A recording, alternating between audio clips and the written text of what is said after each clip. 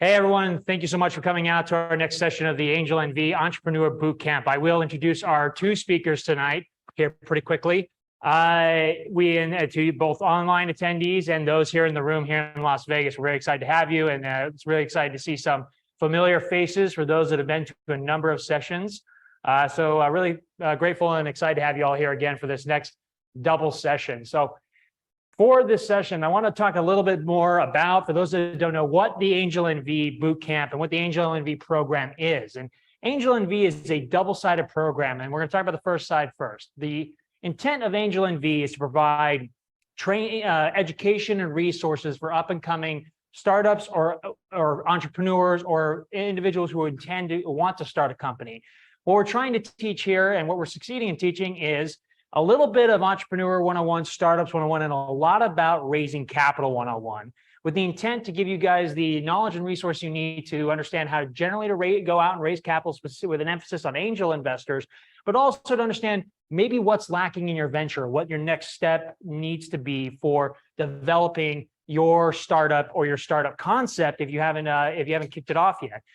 Now, well, the great thing about this is a free boot camp. We have top-notch speakers such as the individuals we have here today, but we also have the other side of the program, whereby we take dozens of accredited investors who want to start investing in startups, and we train them on how to make assessments on startups, many of which we're probably going to be in this room, going to be applying later in the year, how to syndicate that deal, how to conduct due diligence, how to make the investment and network it. Now, what's really neat is in April, these groups are going to meet, and startups, many of which, a few of which will probably be in the cohort in the boot camp, will be able to pitch and apply and pitch to this group of angel investors for an opportunity to win a $400,000 investment, along with potentially a larger investment, and the follow-up companies will also have an opportunity to potentially raise some capital with this group as well. So this is all really exciting. Last year and the year before, we made investments of $200,000 or more, and those syndicated out to be worth more than a couple million for these companies that we have between the various years we've had it. Now, what's really neat about this and why we can bring this to bear, this $400,000 investment, is through the SSBCI program, or Small Business Credit and State Small Business Credit Initiative program, that we have entered in with the Governor's Office of Economic Development. The state of Nevada, through federal resources, is going to make investments in Nevada-based companies. So it's really exciting that our state wants to invest in startups from our state. And we have entered into a relationship with them to help them select these companies. So we make these investments into our companies we would normally make investments into, and have them enter into our accelerator program.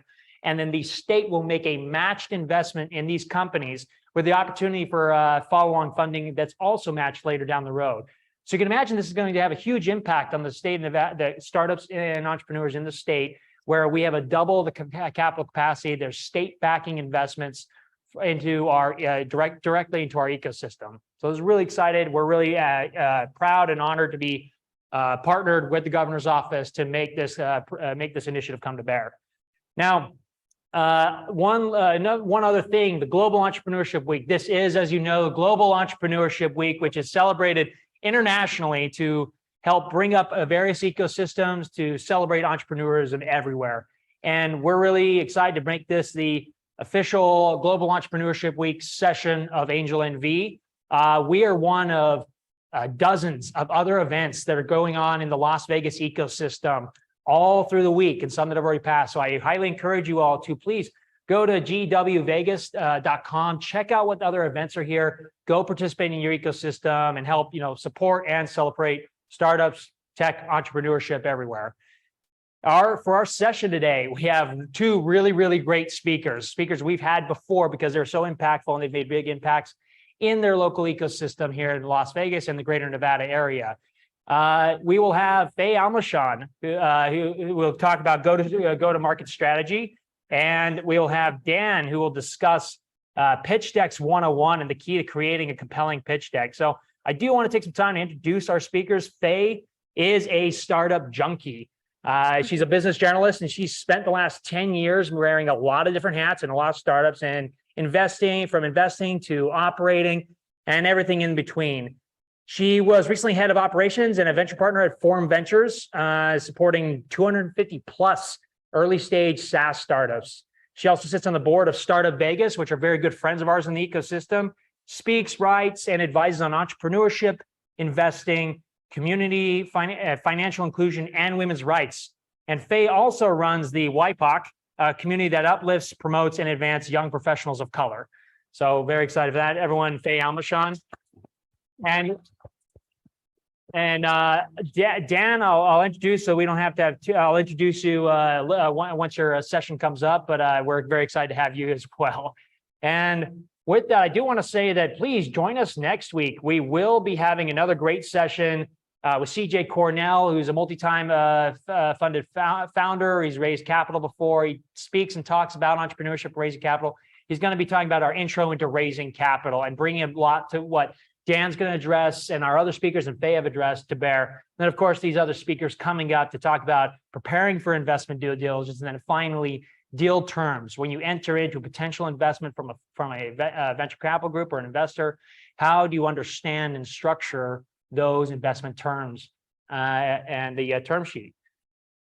We're really proudly supported by Gust. Gust is a top-notch platform for getting your investment.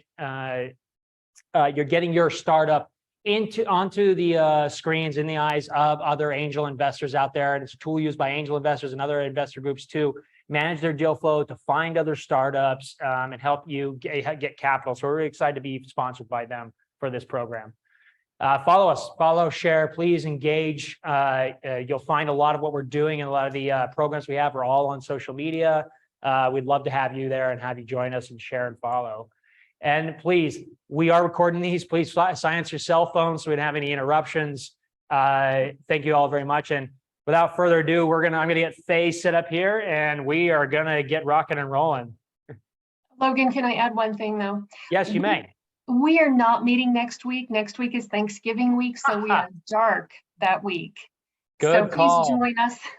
Please join us on the 29th. Good call, Maggie. Appreciate it. Yes, please enjoy Thanksgiving with your families and with your friends. So. Hi, guys. Thanks for having me. And thanks for the awesome intro. Like Logan said, spent the last 10 years in a startup ecosystem, whether on the operating side or the investing side. Did a lot of work primarily in B2B SaaS, venture-backed startups that have gotten a ton of investment from large investors like Andreessen Horowitz, QED, Layer Hippo, et cetera. And what's interesting is being a founding team member of a lot of these companies, what ends up happening is you kind of do everything, right? And you're like operating, you're doing whatever. And for a long time, I didn't realize what I was doing. And then very recently, I heard the term go to market, and I was like, yeah, that's what I do. That's right. And so it's really nice to put like a term to exactly what I've been doing for the last 10 years, but excited to talk through it a little bit more. I think like it's a pretty big topic. Like, I don't know if we're going to cover everything in 40 minutes. You know, you're not going to walk out of here experts, but at least you'll have the terminology and you'll understand the frameworks to use to dig in a little bit deeper and understand how to like build out your strategy, whether you are brand new, pre-revenue, just building out your company, or whether you're thinking of like expanding to a different product line, starting a department, et cetera. And so if we were to define it, although being a tech investor, like, let me tell you, I'm not very tech savvy. Not just me, all the investors. That's why they ask those questions. Rarely. Look for the ones that founded companies. Yeah, right. Oh, we're good, right? Yeah. So yeah, if you were to define it, it's pretty vague. Like if you read the definition of go-to-market strategy, a comprehensive plan that specifies how a company will successfully launch or expand a product or service to the market, aka launch a business. So we're teaching you how to be founders, basically. So there's a nice playbook that I love using, and I've seen this time and time again.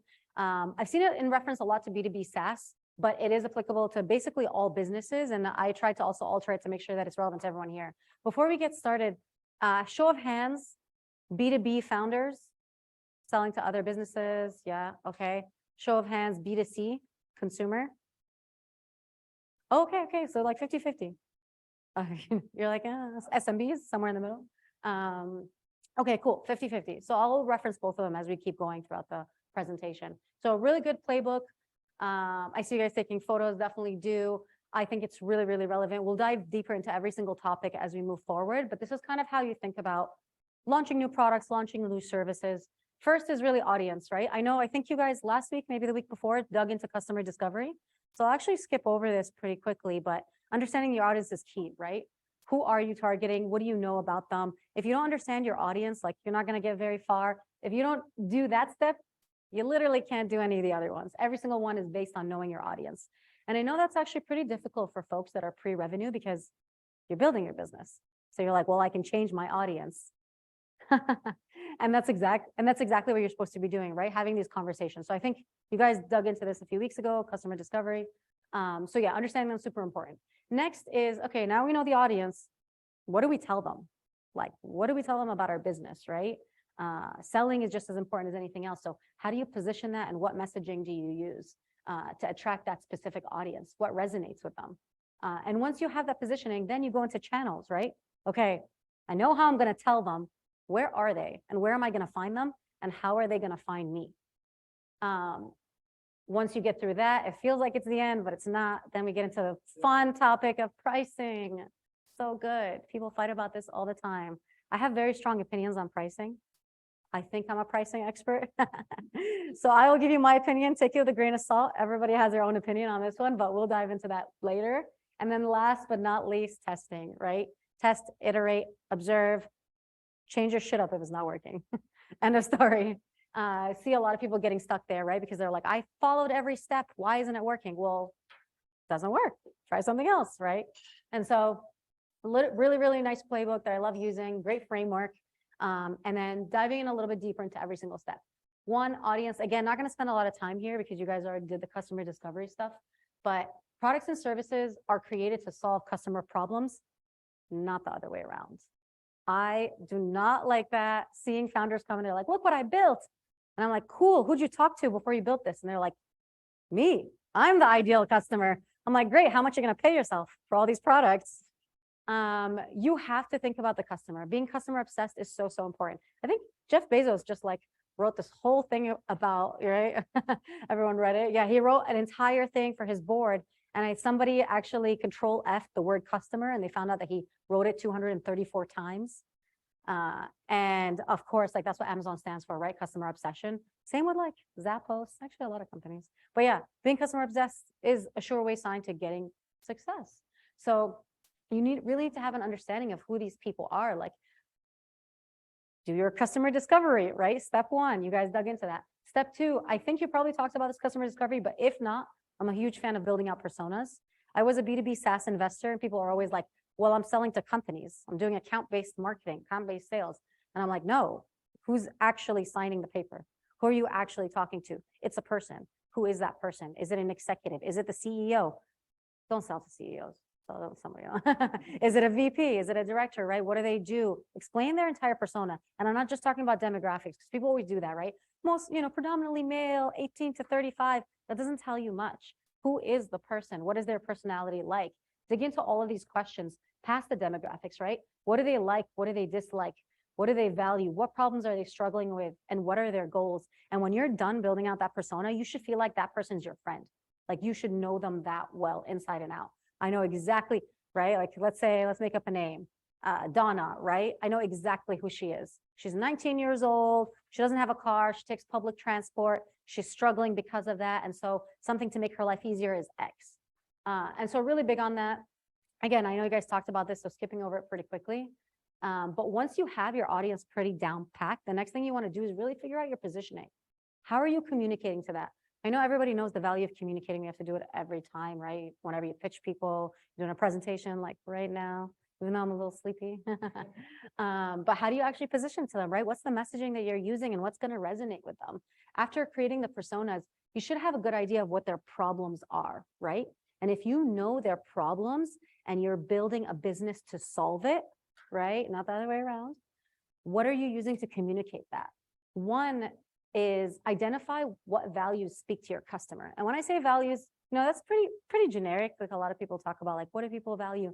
What I'm talking about is like, what do they value in terms of that specific problem, right? Let's take an example. let's say Apple, right? Really easy example, a big company, everyone knows them. Let's talk about the iPhone. When you talk about the values, like what are people struggling with? They're struggling because technology doesn't talk to each other.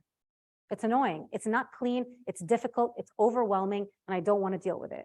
And so what are the things that they value? They value simplicity. That's the reality. Sorry if I'm annoying any iPhone users, but they do. They value simplicity. They want all of their technology to talk to each other, and they don't want anything that's too complicated, and they want it to look beautiful. They want them to think of themselves as a designer. That is their value. A lot of the value of Apple is, you know, your personal brand image. I want people to know I use MacBooks. I have an iPhone. And so when you think about those values, it's not, you know, I'm struggling with this specific problem. It's, I want my brand image to be elevated. I want all of my technology to be seamless, and I never want to struggle with it. And they really understood that, and they took it pretty deep. And when you understand those values, you can move on to the next step, which is defining the product benefits and then the features. B2B founders always do this. They always talk about the features. Hey, you know, you're in HR. My solution is going to solve it because it lets you speak to every single person in your company right away. And it's like, that's a feature. Like, talk about the benefit. What does that actually do for the person? If you can talk to every single person in your company, what's the benefit of that? It's speed of communication, lack of misunderstandings. You don't waste time. You get shit done, and your performance reviews are better. I don't know. I'm just making this up. But those are the benefits. And when you explain those benefits to somebody, it really sinks in. And I see this a lot in decks too, actually. If you guys are talking about fundraising, when it comes to fundraising, listing out the features of everything your product does is not going to convince the investor, right? Talk about the benefits. Like, what are you actually adding in terms of value to these customers? I think that's where a lot of people get stuck. And so define the benefits and then the features. Of course, you have to know what your features are. Like, I'm not saying like, don't think about the features at all, but I'm saying when you communicate, talk about value first, talk about benefits first. And then understand how they consume information. Let's stick with the Apple analogy, right? Everybody knows Apple, iPhones. How do people like to absorb when they're iPhone users? Easiest question ever, photos. Every single ad you see for Apple, what is it? It's a photo or it's a video. It doesn't say anything. It says one thing, shot with an iPhone. And people love it. They're like, oh my God, why?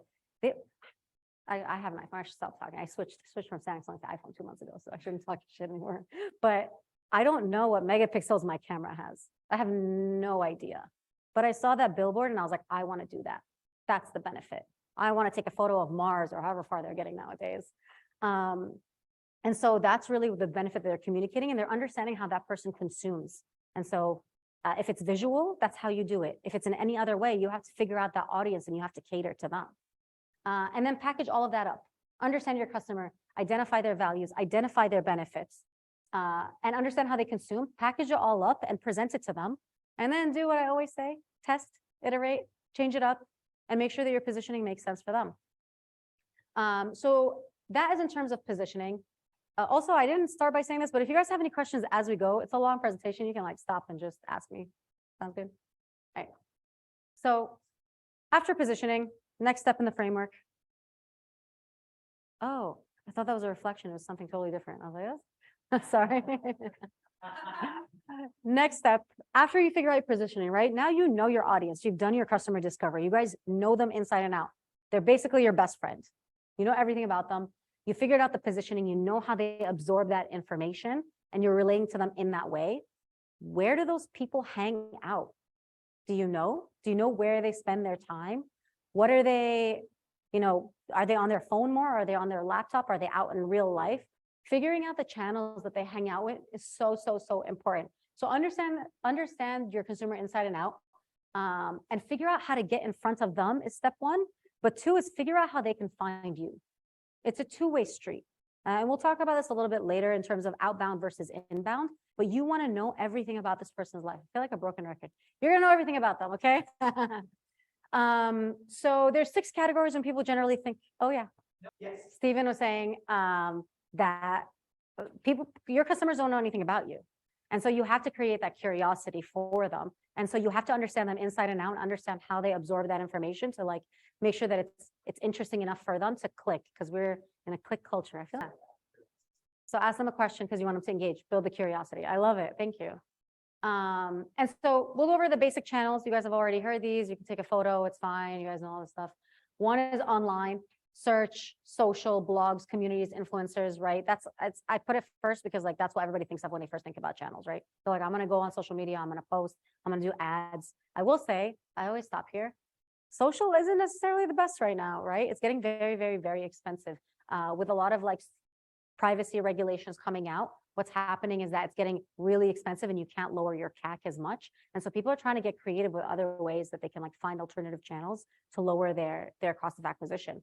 And so things to consider, but that's just paid social, right? Other things that are really good right now is like building out your content, doing webinars, things that are evergreen, right? Things that you put out there and then it stays out there and hopefully SEO works, moves up and people like organically find it.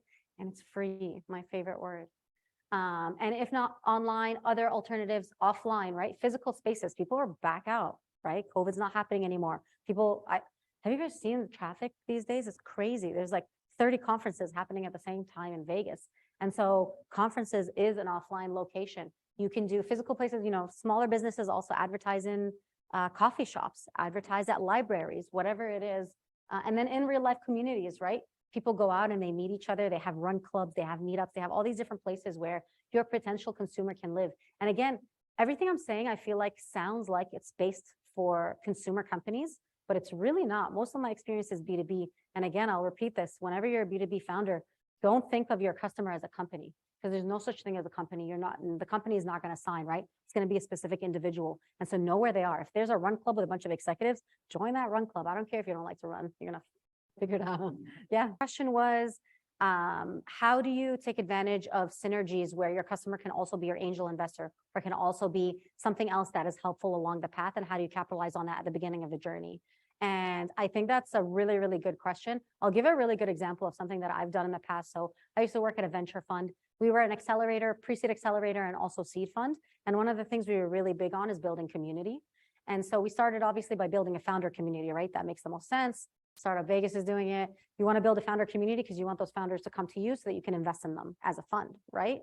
But within that, what we found is that a lot of founders have also exited in the past and tend to be angel investors or tend to be part of other funds or our venture partners.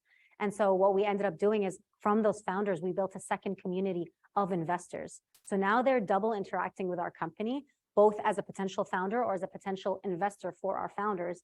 And then a third point, we found out some of those people are still executives at companies, right? They're VPs, they're directors at Fortune 500 companies, and they could potentially be customers to some of our founders. And so we built a third community for executives so that they could be part of that. If any of you guys, I did another talk, I think a few months ago, about community-led growth instead of as like a portion of product-led growth. And that's one thing I always talk about, which is like building out these communities to like build it off. So that's why I mentioned communities a few times in here as well. I'm a big fan of it, but absolutely, like whenever,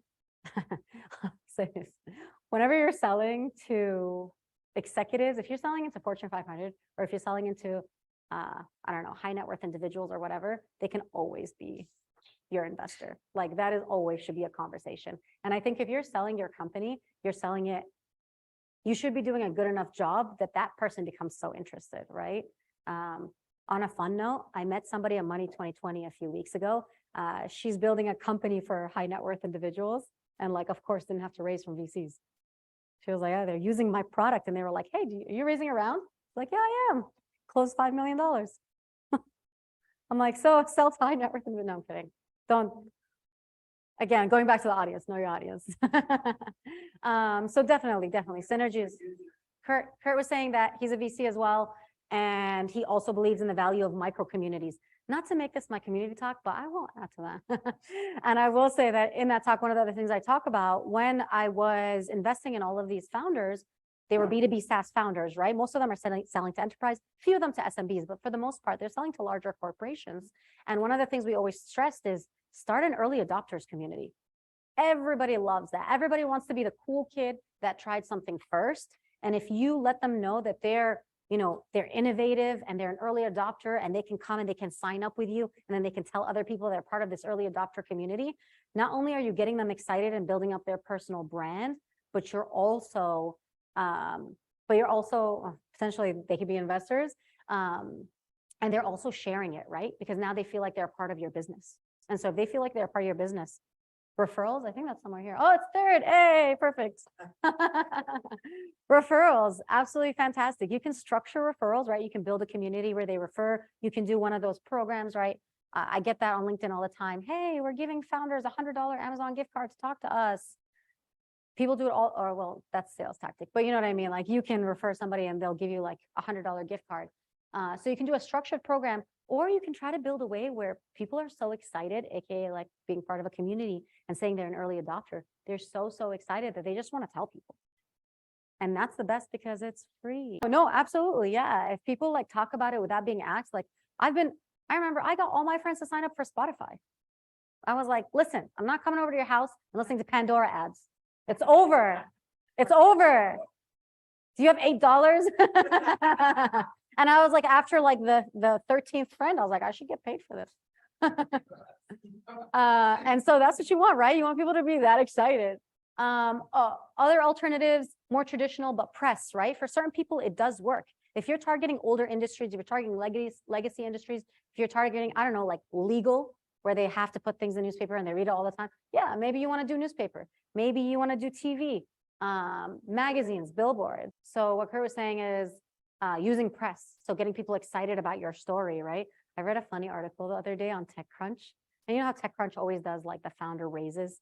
And you're always on there and you're like, oh, someone else raised, not me. Like, ah, it's like TechCrunch did an article on this founder. And the article is called Everyone's Raising But You. I thought it was so hilarious, but they interviewed founders in there and they're talking about how founders are struggling to raise right now because the market's difficult. And I was like, what a cool way to spin like your story. And guess what? I can almost guarantee you their VCs are calling them, right?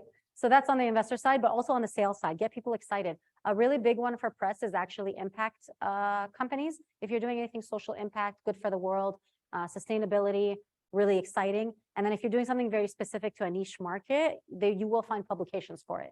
Right? They have like Runners magazine. I'm like, I get it, run. But I guess they have other articles in there too. But yeah, whatever your niche is, like find it, figure out that community. And when I say community, I don't just mean like, you know, they're on a Slack somewhere. Figure out who those people are. Where do they hang out? Reddit, wherever, and target them. Next is sales, right? That is a channel. Having a sales team, having a team focused exclusively on opening doors, making cold calls, and closing deals. We'll talk about this a little bit more later down the line because that could be a whole session just talking about like your sales strategy and how you move people down the pipeline. But definitely a channel. And then last, partners. What are the things that you can do with other people that want to work with you? One of the best things that I see like YC do is whenever they have companies, you know, I mean, how many companies does YC invest in? 2,000 every month. Yeah, they're investing in a ton of companies, and what they do, every single company that leaves YC, what do they say? I have 500 customers. You're like, how'd you get 500? Oh, I'm selling to other startups. And every single person on that list is just in my cohort, right? And so there are ways to sell to other people within those partners. So use the communities that you're in, like Startup Vegas, Startup Nevada, figure out ways to get involved with other people. But also on the B2B side, like can somebody white label your product, right? Can they white label it and sell it to their customers? Can they pay you every time that they use it? Can they use it as a value added service? Can you guys like trade products, right? Or can you do commission, right? That was similar to influencers. A lot of people now are doing marketplaces, right? A lot of fintechs. You go into any bank app now, right? You go into the marketplace and it has like sign up for Chime, sign up for Robinhood, sign up for public.com. And I'm sure they're all sending each other commission back and forth, right? So a lot of different channels that you can use to get your name out there that are really awesome. And it's not just online, right? I feel like a lot of people just get stuck and like, I'm going to use Facebook. And I'm like, okay, do not make your entire strategy based on another company. Because the second something goes wrong, like right now, you'd be screwed. And so check out all of these and think about, again, your customer. Think about how they like to absorb information and find the right channels for them and find the right mix. Figure out what percentage you're going to spend on every single one and create that strategy. And so when we think about these strategies, there's two that I want to dig into a little bit more, outbound versus inbound, right? I have a background in sales. So I was the annoying person that called you cold and tried to convince you to buy something. Yeah. Never got paid for that. I should call Spotify, man. Hey, But yeah. Faye, we have a question online. So Paul is asking, how do you feel about the SaaS market versus DTC market with consideration of the current environment as it pertains to the cost to build and scale? Just looking to hear your general opinion. Yeah. So in terms of consumer product, like building it as a SaaS versus like direct to consumer. Hold on. Yeah, I was gonna I'm say waiting for Paul they're to not respond. exclusively different, right? You can have a direct to consumer business that is a subscription. Like my mother-in-law, she loves that Rise coffee, like mud water. Subscription coffee. I'm like, this, okay.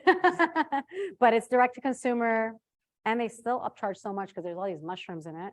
But yeah, definitely not mutually exclusive, but I think it's pretty interesting. Obviously, I'm a little bit biased. I am a SaaS investor. And so a lot of investors prefer SaaS because of the recurring revenue. But if you look at direct to consumer versus working with middlemen, like it really depends what your business is, right? It depends what your business is. And then the last thing I want to say is, again, things change. Like consumer fintech was the baby of the VC world 6 months ago. Now try to raise consumer fintech. Not sorry if anybody's. So Paul said software versus physical product. Sorry, software versus physical product. Yes. Yeah, I think it depends.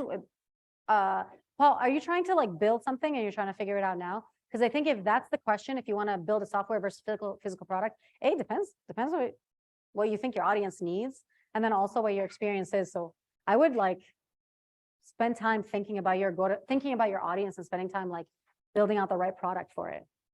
But again, also depends what your goals are. A lot of founders build their businesses not for consumers, but for VCs. And that is so dangerous. I know, so easy to say on the VC side. I know you guys want to raise, you see all these people raising millions of dollars because they're doing exactly what the VCs want them to do. That's why they keep funding the same entrepreneurs that are committing fraud. Yeah, you hear Miles. Yeah, definitely. You know what? I won't sugarcoat it. Like, of course, as a VC, my obligation is to my investors, right? It's not my money. Like, I mean, some of it is, but not the majority of the fund, right? We go and we raise money from LPs. And so those investors that are giving us funds, like we have an obligation to them and we have a commitment to whatever we promise them. And if we promise them 10x returns, they better see 10x returns, right? And so what's funny is it's a chain of people that are responsible for other people. And so I will say this, and I say this all the time, especially when I'm talking to pre-revenue, pre-funding entrepreneurs, venture capital might not be the way to go for you. And that is A-okay. And a lot of VCs are recognizing that too. There are a number of VCs now that are coming out and saying, you know what, we prefer bootstrapped investors, because VCs, what they're thinking, you know, if you guys, raise your hand, pre-seed, seed? Yeah, right? All in the same boat, early stage, yeah. If you're early stage, you're going to go to these VCs and they're going to tell you what they want, whatever milestones they want you to hit, whatever metrics they want you to have. But you have to know that when you take that money, you are making a commitment to those investors to make sure you keep your promise, right? And I mean, you don't have to. A lot of investors end up just ditching and saying, hey, I'm closing up shop. I'm not giving anybody their money back. It happens. That's the name of the game of being a venture capitalist, but you're making that commitment. And so you will get that pressure. And so when I talk to founders that are like, well, I don't know if I want that type of pressure, VC might not be for you. And that is A-okay. And a lot of VCs are recognizing that too. Like I said, there's VCs that are focused on bootstrapped investors. They'll say, hey, I want to see you bootstrapped $1 million, and then I'll give you some money. And they might not even ask for equity in return. They might say, hey, we're doing it debt financing. Big movement that's happening, because I think we were talking about this earlier, like debt financing is way cheaper for you than it is to ask for equity, right? Especially if you're very successful. Why give somebody 10% of your company at the beginning of your journey when you can pay it back once you have revenue? But again, depends on your business, depends on your audience, depends on all of these things. Yeah, so the question is, So the question is, when you're thinking about venture capitalists, do you have to wait 2 to 3 years and prove your business model, prove product market fit, prove that you can get a little bit of revenue? I think you said 2 to 3 million before you go out and you raise. I think just to answer off the bat, like you said VC versus pre-seed. There are venture capitalists that invest pre-seed. Like you can invest, like there are so many things to understand here. So there's so many different facets of venture capital, right? Venture capital is the commitment from you as a founder that you want to build a business that will make 100 million to $1 billion, or now decacorns, like 10 billion, whatever dollars. And so you're saying, I have an idea that is so novel, most likely it revolutionizes an outdated industry. Everybody's going to love it. I'm going to make a ton of money. My margins are freaking fantastic. And you're all going to get rich because you gave me $1,000 at the beginning of my journey or whatever, right? And so that's kind of like, that's the point of VC, right? I feel like people now think like that's the only way you can start a business.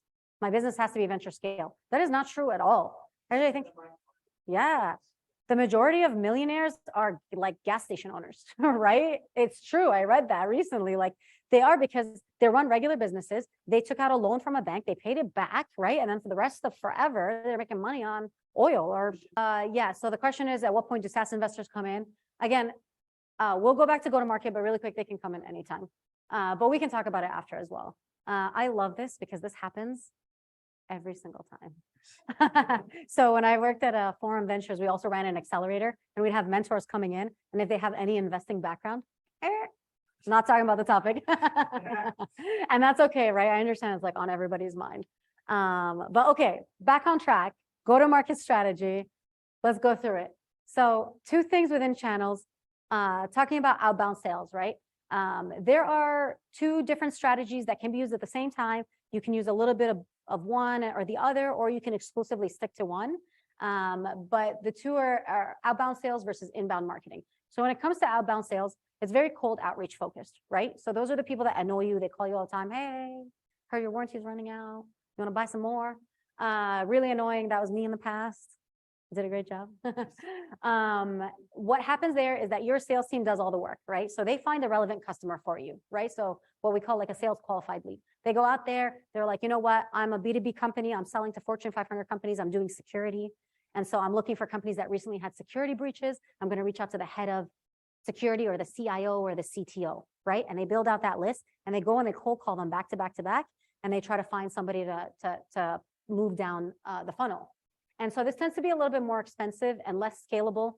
I say this with a caveat. Don't kill me for saying this, but tends to be a little bit more expensive because you're paying for that team, right? You're paying for a sales team. You're paying for training. There's probably going to have to be a hierarchy. There's going to be a sales manager, a VP of sales. You're going to pay out your commissions. And so it's a little bit more expensive. But the reason for that is because it tends to work best for larger accounts. And so it's primarily for B2B companies. If you're a B2B company and not doing outbound sales, probably unlikely unless you're only targeting SMBs or individual contractors or something like that. But for the most part, complicated solutions need a salesperson to walk them through the process. And so works best for B2B, specifically enterprise sales. So the larger your average customer value, the larger your ACV, the more likely you'll focus more on this side of the spectrum. And also longer sales cycle, right? Complex products like Salesforce. Salesforce is always going to stick to outbound sales because it's really hard for, well, I think now they have like a simplified version for SMBs, but the larger enterprise clients, right? They're not going to go and try to figure out, okay, I need all these different plugins and this is how my sales team is going to do it and how you're going to train them. And so definitely makes sense for them to stick to that. That doesn't mean they don't do any inbound marketing, but it means that's their primary focus. And so when it comes to the inbound side, this is the side that a lot of founders like because they think it's cheaper and it's easier, but I guarantee you it is not easier. It's just a completely different strategy, and you have to think about it, and you have to think about what makes sense for your company and your audience, right? And so the customer finds you. So we were talking about this earlier, making it relevant so that when they come across your content, they understand that it's relevant to them. This can be content or paid ad focus. That tends to be like the bigger ways that people use this.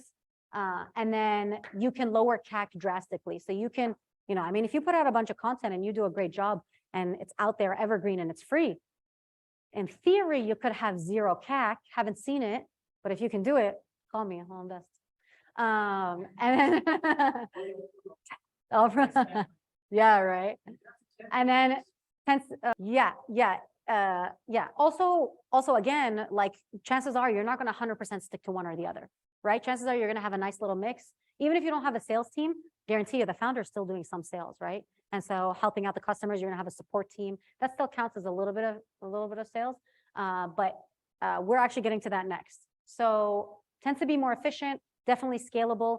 A lot of the more modern ways of inbound marketing is now falls under like product-led growth, which I know founders love because they're like, I don't have to do any work. No, you have to do work. It's just different. And you cannot use a strategy that does not make sense for your company. I'll repeat that. Just because one seems easier and more efficient and cheaper doesn't mean it's right for you. I look right in the camera. This works best for consumer products, right? You can't have a sales team going out and calling every single person that's going to buy a lipstick from you. So if it's a consumer product, Sephora, right? You're going to do a lot of inbound marketing.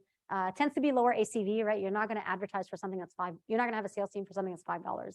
And so those are the two separates when you think about that. And then in terms of how the customers actually interact with you, if you guys, has anyone here ever been in sales? Or any salespeople? Yeah, good old days. I know, I don't want to say I'm in sales either. I tell people all the time, I was like, I used to be that person that calls you. So many hangups. People hang up on you a lot. So anyways, if you've ever been in sales, you guys know the sales funnel, right? Everybody talks about it all the time. I still slip up and say sales funnel. It's a traditional way of doing things. And the sales funnel is, oh, if you want to take a photo, I'll go to the next. Traditionally, the sales funnel is basically, right, the customer is at the top. They go in through the funnel. That's the first time they've interacted with you. Then they consider, do different things, whatever. And then they spit out a customer, right? And then you forget about that customer. And the reason a lot of people have changed from using that framework is because the idea of just strangers to customers and we forgot about you isn't cool anymore, primarily because we like recurring revenue. And because of that, a lot of people have started using what's called a sales flywheel. And the flywheel really keeps the customer engaged. So it helps you think about the customer at every different stage and how to interact with them. Like, what is that customer in relationship to you right now as a company? How do you interact with them? How do you give them the right tools to keep going across the funnel and keep them going, keep spinning? And so, so first is awareness, right? I put the little like subcategories. Basically, at this point, when they first come in, they're strangers. They have no idea who you are. They've never heard your company name before. It was like me when I discovered Spotify. Oh, so nice. So this is the first time they're hearing about you. What do you want them to find out? What do you want them to know, right? If we stick with the Spotify example, because I'm liking it now, I feel like I should definitely get paid for this. If we're sticking with Spotify example, I remember the first time I saw a Spotify ad. It told me, do you hate hearing ads in the middle of your music? And I was like, oh, wow. And that's what you were saying earlier, right? Of asking a question. Totally made me realize, why have I been living like this?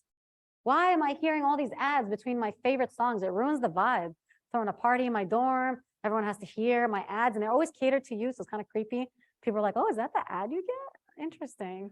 And so what do you want them to see the first time, right? What is that moment that you're capturing them? They're intrigued. They're curious. They're like, oh, I do have that problem. Is this really going to help me solve it? And so they click, right? Or they engage or they pick up a flyer or whatever it is. And then you move into that engagement phase. And this is where you have a lot of opportunity. Engagement is where people are considering buying your product. So while they're considering buying your product, whether they're speaking to your sales team or whether they're just like on your website, reading your blog, or they're on your social media or whatever, what is it that you want them to feel? How do you want to connect with them? And how will you convert them? Like, what's going to be that moment, right? Because if it's a problem and I don't really care that much about it, maybe I'll leave it and maybe I'll forget and I'll never go back. So how do you try to engage them and make sure they come back and stay connected? And again, I know I talk about communities a lot, but one of the biggest things that I love is like building out a community, right? I mentioned this in my community talk, like Sephora is one of my favorite brands. And the reason for it is the second you're on your website, you're seeing all these other people using their products and you're relating and you're like, oh my God, that looks amazing. This looks, let me comment on it. Tell her she looks cute.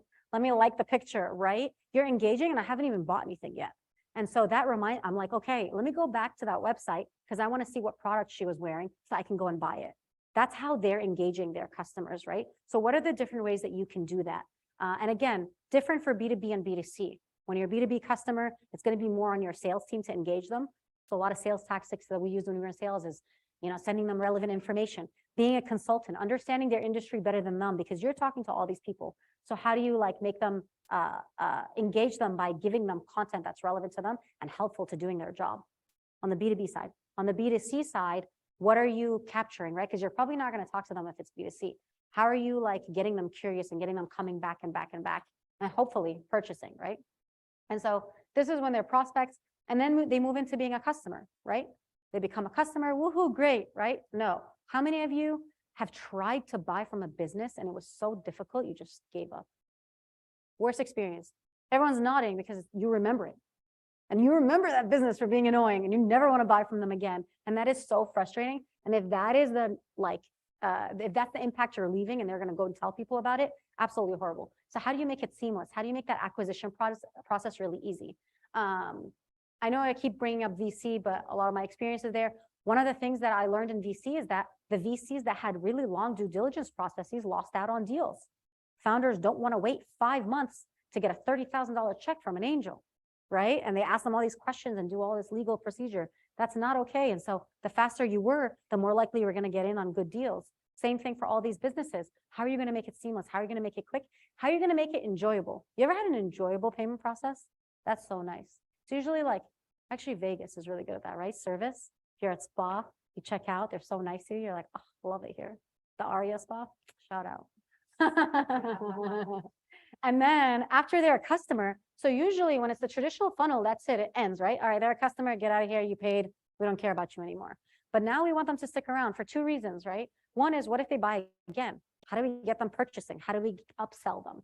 How do we make sure we're continuing to get revenue from this customer? But 2, and a really big one, is how do we get them talking about us? How can we make them promoters and advocate for our business? Whether it's B2B and they're an early adopter and they're telling, all these executives, they're buddies. They know people in their industry. They're always here in Vegas. We see them schmoozing. They're talking to each other. How do you make it so that your product is so innovative and so different and so helpful to their problem that when somebody else brings it up at a conference, they're like, oh, have you thought of using that service? I signed up. I'm part of their early adopters council. I'll send you an intro to the salesperson. Amazing. How do you get that to happen, right? Whether that's word of mouth or, like we said earlier, whether that is some way that you structure the program. You're giving them an Amazon gift card or you're giving them whatever. And so again, flywheel, keep it spinning, keep them advocating for you, keep them coming back and purchasing, keep them engaging too, right? You don't want to lose the engagement for an older customer. You want to keep them spinning within this flywheel. And so that's why a lot of people are switching from that funnel to flywheel when you think about your customers and their journey. Again, whether B2C or B2B. Going back to the go-to-market framework. So you know your audience, they're your best friend, you know everything about them, you know where they live. No, don't be creepy. You know their dislikes, you know their values, everything. And then once you understand that user and their personas, how do you position to them, right? You message them, and then you find their channels. You find where they're hanging out. You get in front of them. You make them find you. And then how much does it cost, right? How are you going to convert without knowing pricing? I said that this will be controversial. So it's not going to be that controversial, I don't think. So one of the things that I really, really don't like is people pricing based on their COGS. Like they take their cost of goods sold and they're like, okay, well, I think I have an example. My product costs $5 to make, so I'm going to sell it for $8 because I want that margin. Not a good way to price. Just figuring out what your cost of goods sold and putting a margin on top of it. Very old school way of doing it. I know I think they still do it in retail. They still do it in a few other industries where it's like fast movement and they just need easy margins. But the reality is what you're doing with products is you're figuring out the value to the user, right? We talked earlier about talking about benefits over features. Very similar here, where instead of talking about the materials, oh, this is really nice, this is leather, so you're going to pay this amount, you're going to talk about the benefits to them. Why do they want the leather? They want it because it's freezing outside, even in Vegas. My God. That's why I moved from Canada. And so if the value to them is that much, you're leaving money on the table if you don't capture it, right? And so going back, I told you, every single step, you have to understand your audience. You need to know your audience. What is their income level? What is their willingness to pay? If a price should reflect exactly how much they're willing to pay for this because of the value that they place on it. And that doesn't just necessarily mean going and asking your customer, how much would you pay for this? I hate when people do that. How much would you pay for this? Obviously, they're going to pick the cheapest price. They're going to pick whatever you tell them is the cheapest price because they want to pay the least amount of money. What you need to do is you need to figure it out. And it's not easy work, right? There's a lot of trial and error. There's a lot of reputation risk where if you price something wrong and then people are like, oh, this seems too cheap. It's probably a bad product. Or this is way too expensive. I don't like that they're taking advantage of people. Very, very complicated thing to do. But figuring, if you understand your customer well enough and you know their income levels and you can start to derive what their willingness to pay is, and you can figure out that pricing. And so you don't want to be too low that you're lower than your, if it's too low and it's cheaper than your cost of goods sold, you're losing money. Either you need to find a cheaper way to make it or you need to redo it. Or if you're charging not enough, you're leaving money on the table. And so the question is, if it's a service that you're providing, is it the same thing? Yeah, 100%. Actually, that's even harder, right? Because how do you price your time? I'm a consultant, right? And so I'm an independent consultant and I have to price my time. And people are like, oh, do you think your time is worth? I'm like, it's not my time. Is that you need that. The question is, if you put the price point on the result, that's the value. Yeah, absolutely. A commission split is what you're talking about. Like if, you know, you're a consultant and you're helping them with their business development, if you increase sales by X amount and your payout is a certain percentage of that increased revenue, that is the easiest sell because it's guaranteed. But what's more difficult about services is when you want to price before you see that result. You know, you see a lot of consultants in general. I've been reading a lot about that recently. So when you're giving away your services and you're saying, hey, I promise X return, but you know, sometimes it's within a range. That's when it's really difficult because you have to prove it. You have to prove your value to them, and you have to prove your value, and you have to connect with their value. Yeah. So if you have proof that you can like increase revenue by X amount, help them fundraise by X amount, whatever it is that you're giving them, that's monetary and quantifiable. That's the easiest to price because you can say, look at all these people that I helped get to this amount, and I'm only charging 1 to 5 to 10%, whatever, right? So that's super easy. The thing is, it's still what they value, right? If that company isn't that focused on revenues at that time, which I don't think would happen, but let's say, for example, for some reason, they just don't believe it, or they're not looking for that particular revenue right now. They're looking for an alternative revenue stream, like they're shifting focus. It still could be a values misalignment where they don't see the value in purchasing that service. So you still have to understand your customers and where they're at and if they find value in that. Everyone likes to calculate it a little different, but yeah, that is the way that it should be. So COGS should include your cost of goods sold, so everything that went into that. So obviously, like when it's a SaaS product, right? You're not producing anything, so you always take into account your sales and marketing expenses. Really difficult to quantify sometimes, but it gets better when you have a well-oiled sales engine and it's more recurrent. Like the revenue is more what's the word I'm looking for? Consistent. Yeah. Oh yeah, no worries. So yeah, pricing, very difficult.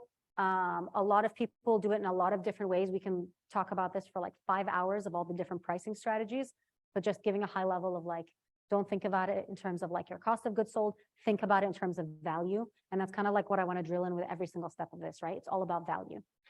Always a values exchange. What do people value? What's the value you're giving them? How do you make sure that that's clear with everything that you do? So yeah, you had it out, but somebody asked earlier, somebody mentioned something like this earlier, and I was like, oh, that's in my presentation. So just wanted to end on this note by Peter Drucker, management consultant, educator, wrote a bunch of books. And one of the things he always talks about is the aim of marketing is to know and understand a customer so well that the product or service fits him perfectly and sells itself.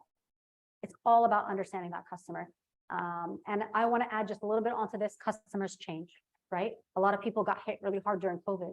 But they're like, oh, don't worry, we're never going to lose market share. And then all of a sudden people weren't out and they were an IRL event management company, and lost all their business. Like people change and your business has to change with them. So continuously do your customer discovery and go to market strategy. As a matter of fact, is not a one-time thing.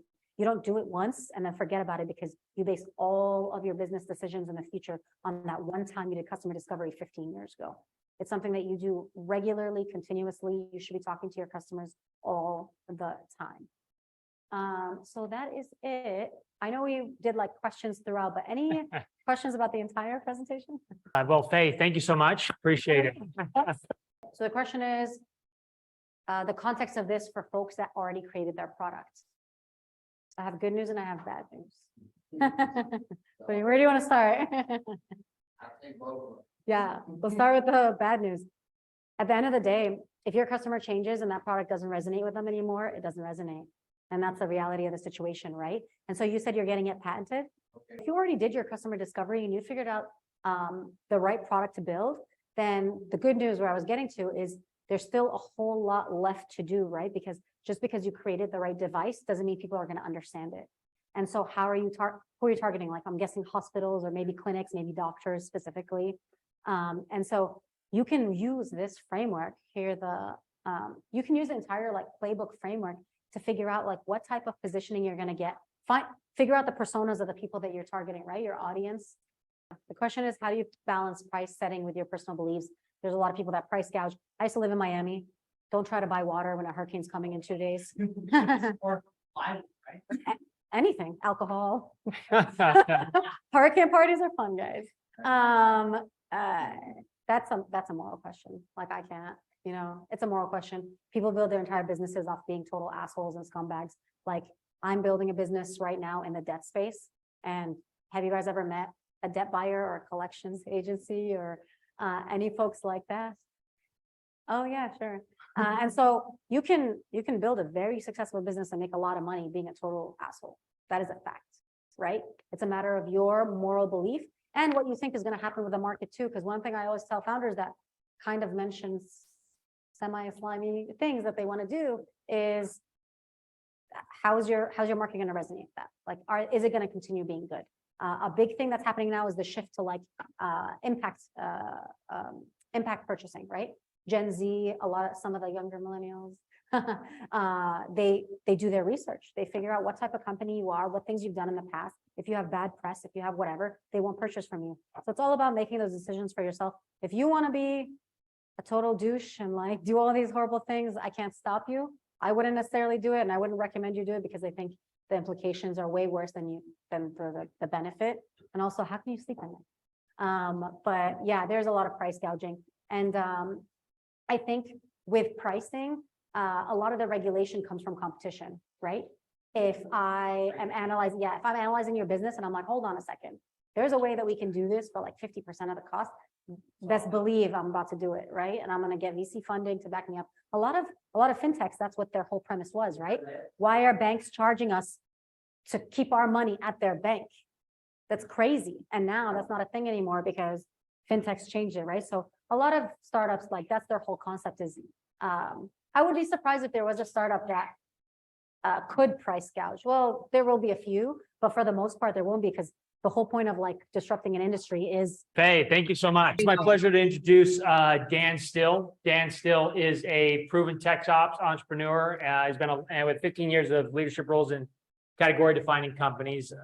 Dan's been an advocate of this ecosystem, Nevada in general, and a participant in this ecosystem for a long time.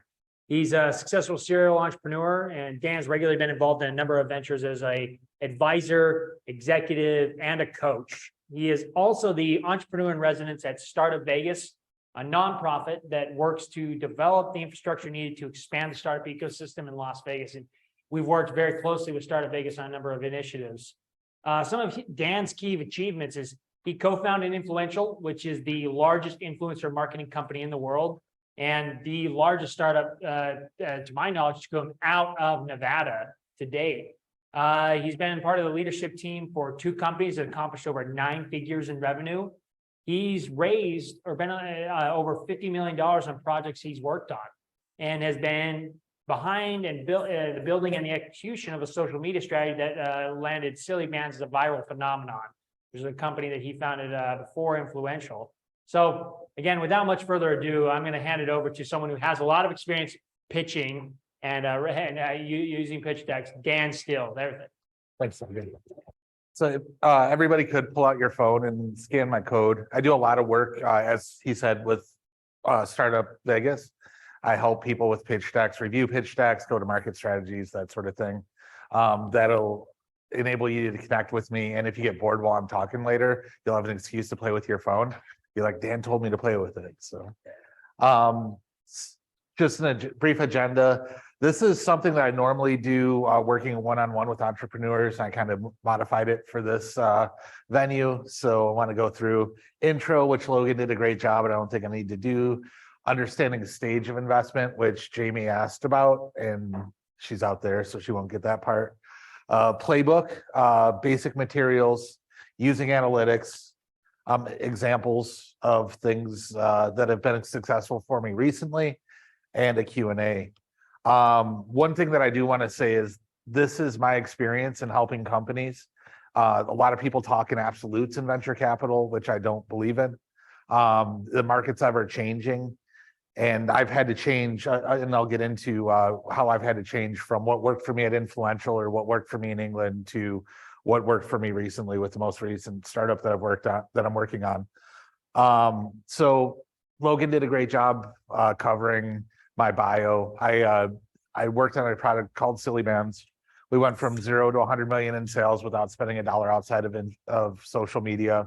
I did not co-found it. I just did the marketing strategy and was on the executive team. Went on to co-found Influential. Influential is a pretty big company now. I left the management team in 2017. We went from our investors wanted us to bring in professional management. I was the first person, so my role changed from COO to president. I went from working on tech and culture and all those things that I liked in a startup to flying around handling investors. And I'd grown up pretty poor, never left North America. I'm like, well, I have some money in the bank. I'm going to go travel. So I went from 2017 until COVID, and I filled up 3/4 of a passport book with stamps. COVID brought me back here to Vegas. I was able to reconnect with my now wife and Peter, who I co-founded Influential with, and we're working on Startup Vegas and then this new project called Rolo, which if you scan the code, you're helping our company. So the most important thing when you're starting to think about raising money is understanding the stage that you're at. There's investors who invest from, hey, you have an idea written on the back of a napkin, all the way up to, we'll give you $1 billion because that's what the market's doing.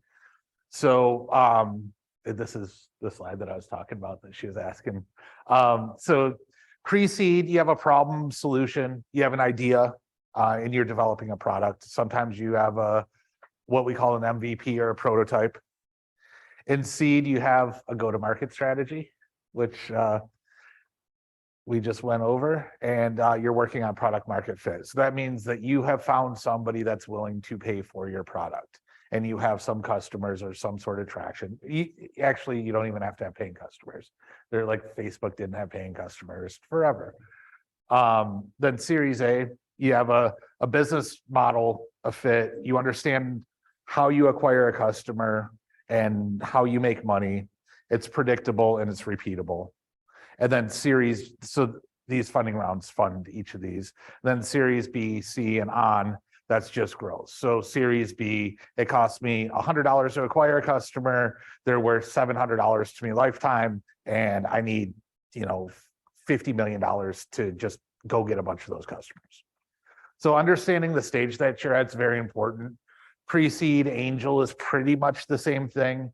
And that's, I think, where a lot of folks are in these stages. And that's kind of where I tend to hang out and do a lot of advising and helping startups. And like I said, if you connect with me and you have a deck or you're going to raise money, feel free. I do deck reviews. I help create a go-to-market or create a strategy to find investors and lead you in the right direction. One thing that's changed from when we did Influential to now is there's so much more information out there. We had very little information. So at Influential, we spent 9 months trying to raise $750,000. Our pitch deck looked like War and Peace. It didn't look like a pitch deck at all. There's 1,000 words per slide. And we finally found somebody that liked us, and they took a shot on us, and they sat us down. It's a VC firm, sat us down with one of their analysts, went through, made a proper pitch deck. So we went 9 months without raising $1 to we raised $3 million in 2 months. because the firm got behind us. They, syndicated it for us, and they showed us how to pitch properly because we had no idea what the heck we were doing. We actually went to, we were in Silicon Valley, sitting down in this office on Sand Hill Road. They have Box, Uber, Facebook, Twitter on the wall. And the guy walks in, he goes, I have no idea how the hell you got a meeting with me. I write $50 million checks. Like, you guys need to figure out where you're at, what your stage is. You guys are tenacious, someone didn't meet you. Hopefully I can invest in you someday. But like, you're in the wrong spot. You have no idea what you're doing. We didn't listen, we kept going. And then we finally found somebody. So understanding the stage is one of the most important things early on. Okay, so this is not my contact information. This, like I said, there's a lot of information out there. There's a company called DocSend that Dropbox bought. If you use the service, which I highly recommend, I sent them 100 customers and haven't got paid on any of it. But I use it a lot. So basically you upload your deck to DocSend. They give you a link. You create a link for each investor that you send it out to. And then they also analyze. So they look at all these different startup stacks and they analyze who's successful, who's not, and they put together a playbook. So if you're pre-seed, here's the optimal order of slides. Here's what slides investors are spending the most time on. Here's what you should focus on, right? So I'm not going to get into that because they put so much good information into it and it's backed up by data.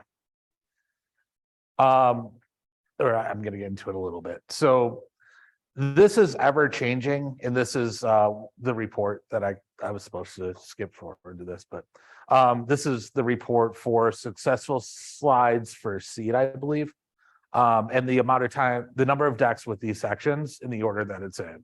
So this is the information. Once you figure out what stage you're in, this is the kind of information that they give you, and it'll help you build out a larger deck or build out your deck that you want to send to VCs. And it's changing. So in 2021, the average deck length was 19 slides. This is for successful companies that have received funding through DocSend stats. So 21, it was 19 slides. 22, it's 15 slides. 21, you had to contact 75. 22, it's 56. Average meeting set was 44 in 21, and now it's 55. So people are making more meaningful connections, and VCs only spend an average of 2 minutes and 59 seconds on a deck. And that was actually really surprising. To recall that when we went out to raise money for this most recent company, we kind of took the approach that we took pre-COVID. And it's like, oh, we're going to go in, have some slides, talk through them. VCs can ask questions. Like, that's how it worked. Things changed quite a bit. We were still kind of in COVID protocols. We didn't have all this data that we had from DocSend. So we had to, we gave a couple of online pitches and they were awful. We were just kind of fumbling through. We had this long slide with a bunch of information on it. So we went from having a deck, which that's all we needed when we did Influential, to 4 different pieces of material that we have now. So, and we kind of back into all of it. We made the full pitch, which was the whole story that we wanted to tell. We looked at the DocSend data, put the slides in the proper order. Then when we saw how little time people spent actually looking at things, we realized we only had 2 minutes and 59 seconds. So we made a one sheet or a teaser, and that's what we started sending ahead mostly. And then the one sheet and the teaser is what we'd send. So the one sheet just gives you all the basic information. We're raising this. This is our problem solution. I have an example. And the teaser is the full pitch deck, condensed down to 8 slides, just kind of goes through things. And then when we pitched, this was the big change. We got into a story format for a deck. Then we started using analytics when we sent things out. So I showed you earlier the time that investors spent on successful decks. The first thing that we noticed was people weren't spending time on our product slide at all. They're just flying through. So we went through and we iterated on the product slide, and then we were able to use these analytics to improve the amount of time that we had the investors' eyeballs on those slides. So using this data, understanding what people are looking at, and then also using this data when you are talking to an investor, if they spend a lot of time on your market size, or if they spend a lot of time on product, or they spend a lot of time on team, when we would go and have the meeting, we would hone in on the things that we knew that they were interested in. Except we had one guy who had like an hour and a half on team, and I'm like, I guess he just walked away from it. So we didn't focus on that. Yeah, there's definitely edge cases. But using the analytics, we were able to, one, fix our deck because we obviously weren't getting the eyeballs where it was important, and two, it helped us lead conversations when we were meeting with the VC. Like I said, we built this huge deck, started doing these online pitches, and one of the big switches from being in a room to online was you could see people get engaged, you could make people laugh. You know, you're sitting there, you're talking, and you say something that should be kind of funny, and you pause for a laugh, and you don't hear anything because everybody's muted, and it was really hard. So it was a big turning point. We were actually pitching AngelNV last year, and I'm like, I turned on, it was probably like a YC demo day or something like that. And I noticed that all of them, they only had like 2 minutes, and they all just told a story. And I had like 36 hours, and I'm like, I'm going to tell a story. And we were in Reno raising money. So it's me and Peter in the hotel, and we're going through it, and we're trying to get it up to 8 minutes. But we started telling a story as opposed to just walking through slides. So this is, I'm going to give 3 slides of the story that we made. We raised some money successfully with this, thanks to Startup NV and GoEd and a number of angels. So, Hi, we have a Yes. question online from Stacy. Hi, Stacey. This is the data room from DocSend, ? For doc review that investors are looking at, correct? So I'm sorry, what was the question? So is this the data from DocSend Yes. for doc review that the investors are looking at, correct? Correct. So imagine 100,000 startups, I don't know, probably more, send out decks using DocSend. They use data to create optimal slides for startups that get funding. And they tell you where investors are spending the most time looking. I'm going to just kind of go through 3 slides of what our pitch turned into, and then go into like the format that we did instead of just giving you a whole 10-minute pitch. So this is Dana on a Friday after a long week at a trade show. She has a pocket full of business cards. Some of them are bent, the notes that she wrote are wearing off. And she's looking for one specific contact, and for the life of her, she can't find who she's looking for. Actually, this is Dana. Dana went to the same trade show, and she used Rollo. When she arrived at the show, she had a business card in her phone's wallet. Every time she made a new connection, she received a text with a link to add information like where she met the person, what they want to follow up about. And then we go into a whole storyline. So I went from it was like, hey, let's Rollo, and business cards are bad, and here's why they're bad, going through that, talking through to a complete storyline. The first thing that we start off with before we meet Dana and them is the deal structure. One thing that I've learned was when I go and pitch, I would go through the whole pitch, and the investor is building this value in their mind, and they think what the deal should be or what they think it's worth. I tend to ask for what I want in the beginning. So I'm raising $1 million at a $5 million valuation. So I'm telling you what I think the company, what we're doing, and so that gives the investor time to sit and think, process what I'm saying without trying to calculate a valuation. They can just go through, and then we can negotiate down the road, but I'm saying, here's what I'm worth, here's what we're doing. Then problem, which was the lady after the trade show, solution, which was our product, and how it makes the features, which make it better, or benefits, I guess, is we need to work on that. Competition's important.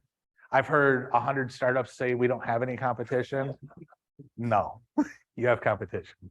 Even if you're competing with old technology, email would be competing with a fax machine. You're still competing. Market size is important in understanding that. Startup NV has a ton of great information on that, and I would highly recommend looking into it. Team is how we got our investment in the first place for Influential. I think that's where a lot of early stage investment happens. So all of these things that I put in here before team are important to understand, so that to give the VC the opportunity to know that you understand what you're doing and what your business is. But a lot of the time they just invest in team, because most times what you start off with in a pre-seed or seed round, you don't end up with. For instance, at Influential, when we raised our first money, we were doing celebrities and influencers were posting these links on Twitter, and we were paying them anywhere from 0.5 cent to 2 cents per click. So it's like, you won't believe what happens when you click here. And that's what we went and raised money. We were doing really well with it. We were doing 250, 300 million page views a month.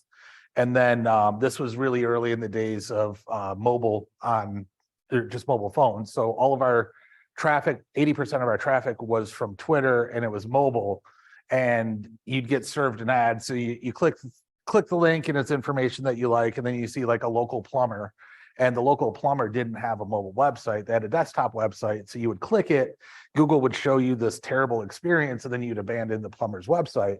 Well, that made Google think that we were doing fraud, and we had to go through and prove it, but they held like a couple $1 million of our payments out, and we were like, oh, we have to change our business. And that's how we got into the influencer thing.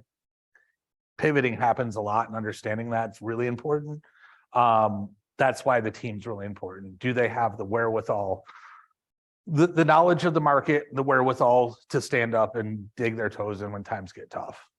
And Hey, then Dan, one more question from online. sure. Is Storyline a separate doc from the doc?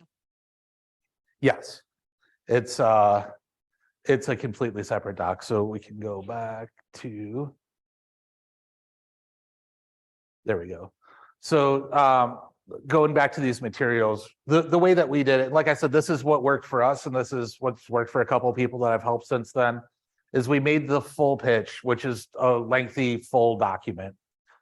We condensed that down into a one sheet and a teaser. So going from 25 slides down to 10 or 12 or whatever they say is optimal on DocSend. And then a one sheet, which we found more people just look at the one sheet. I'll show an example here in a minute. Because my thesis is that 2 minutes and 59 seconds that you have, the investor is trying to figure out if you fit inside of how they invest. They don't need to know exactly how your product works and exactly what your total everything is going on. It's just, I write $50,000 checks to pre-seed companies that address this problem. And investors have a very narrow focus these days, and there's so many investors. So does this fit inside my thesis? Okay, check. Do they have a problem solution? Check. Okay, I'll take a meeting with them. And that's when you do the story pitch, which is a completely different document.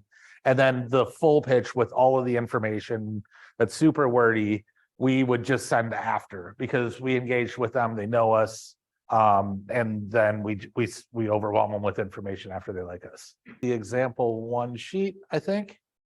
So or call it an executive summary. We put our problem solution, some key metrics, where we think we'll make money, which has changed, obviously. Market, which doesn't change. Competitors, competitive advantages, and traction.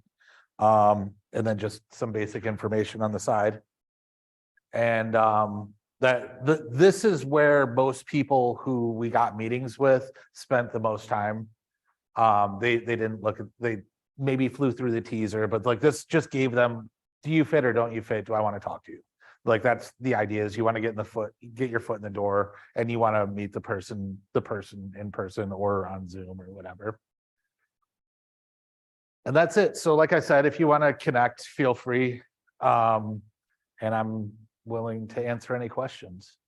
The question was, I'm having trouble building a team. And then somebody asked, is it critical? Yes, it's critical. Like get it. So coming from, I invest in deals too. When I look at a deal, this person only has half an hour with me. I like them. They usually put their best foot forward, but are they making an argument compelling enough so that people want to join them?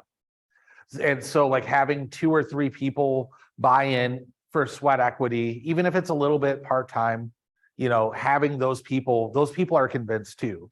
If they can't convince a few people to join them, it's kind of hard for me to believe that they're gonna, and it is tough. You know, I don't know what your business is, and I'm happy to talk to you after, but there's, you know, a ton of events. Startup NV puts on a lot of events. At Startup Vegas, we do a co-working event once a month where it's like 50 people show up and you just get to socialize and meet with people. You can bounce some ideas around, and there's technical people there looking for projects too. So just going out to community events is great. And then working inside your network, you know, do you have a friend that's good at marketing? Would they give you a couple hours on the weekend? Okay, well, that person you could put on your team slide and you give them some equity in your business. But getting people, if you can get them excited about it, you can get me excited about it as an investor. So the first question is going back to Jessica regarding the storyline, a separate doc from the deck. Is it a page? Is it a page or a PowerPoint? It's Regarding the formats, she's asking if you could review the formats and the length, please. Review the formats And the length. in the length. So I put 3 slides here on my 10-minute pitch, which always comes in at like 8.5, no matter how many slides I add. I think I'm at like 35 slides. The idea here is I'm talking about the problem, but I'm not addressing the words that are on the slide. I'm telling a story. Like, this is her on a Friday after a long week at a trade show. The slides there just to you know, kind of like give you a visual aid of what you're talking about. So when I did the slides, I had to slow down. I actually was going way too fast through them. I actually put in my speaker's notes: breathe, slow down, let people comprehend what you're saying. But I was at about 35 slides for a 8.5-minute pitch for them. The question for the people online, the question was, have I heard of sales book? I have not, but I've also been out of town quite a bit lately. I'm sure Logan will get me plugged in with them. Yeah. All right. Was there another question online? Yes. First to the user that just asked the question for Dan about reviewing his pitch deck. The QR code that he's sharing on the screen actually shares his contact information. And then Dan, to you, the user is at a pre-seed stage, has a 8-page sales pitch deck and was Okay. hoping you could review it. So Yeah, I'd be I'll happy to. just, Feel free to email me. thank you. The question was, how did I address people giving conflicting information that I respected, but gave 2 different sides of information on a pitch? I just went by gut. I just, you know, what feels right, what feels authentic. People sniff out bullshit, you know, so if one thing just doesn't feel authentic in you, I won't do it. So that's how I managed it.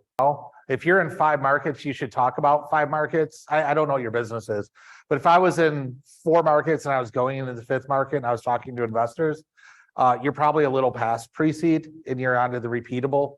So I have these 4 functioning markets. I need this money to repeat this process. And I would talk about all the great things that I did in the previous 4 markets for sure. And Dan, if I may, if to the audience member, if you're talking about like market sizing, what you're determining what markets that you should be in or the size of those are, we've got it. We had a go-to-market session, customer discovery session, and a TAM Samsung session. That they would have lended some insight on that, and you can definitely reference those slides and those recordings anytime you'd like. So those are Those on your YouTube? Correct, on our YouTube, and you should have been resent, and I can always resend some of those materials to you. But you'll find the answer to what markets should I be in the aggregate, in kind of the aggregate of the sessions we've had: customer discovery, market sizing, and Faye's previous session, go-to-market strategy. Rakshana, any additional questions from online at this time? No more questions online. Thank you. Well, thank you all for the opportunity and happy to connect like this. Excellent. Thank you so much. Thanks, Dan.